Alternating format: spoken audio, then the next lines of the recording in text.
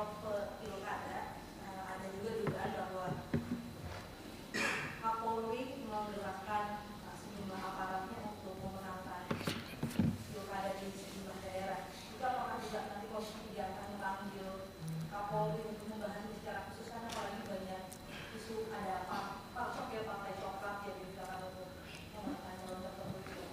Enggak, justru sebaliknya ya.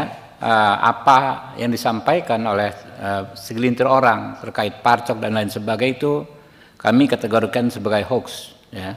Dan ada juga anggota DPR yang menyampaikan hal tersebut. Orang tersebut bahkan sudah dilaporkan ke MKD ya.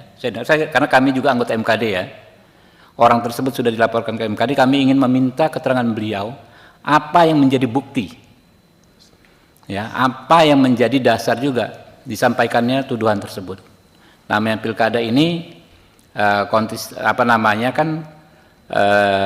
tidak hanya antar dua kubu ya, karena jadi hampir nggak mungkin Kapolri ya menggunakan institusinya untuk kepentingan kubu tertentu, karena di setiap pilkada itu bisa terjadi mix ya antar kubu partai-partai politik gitu kan. Di provinsi A misalnya partai A berkoalisi dengan partai B, di provinsi lainnya berseberangan ya, jadi secara logika nggak logis ya. Dan kami minta sesama teman-teman anggota DPR, walaupun kita bebas berpendapat tapi harus didasarkan pada bukti-bukti yang kuat, jangan hanya narasi-narasi, karena ini justrulah yang akan bisa menjadi situasi tidak kondusif. Saya dengar orang tersebut sudah dilaporkan di MKD. Kalau dilaporkan di MKD, prosedurnya tentu akan dipanggil, dimintai keterangan, dan diminta untuk membuktikan. Kalau tidak bisa membuktikan, tentu ada konsekuensinya. Ya.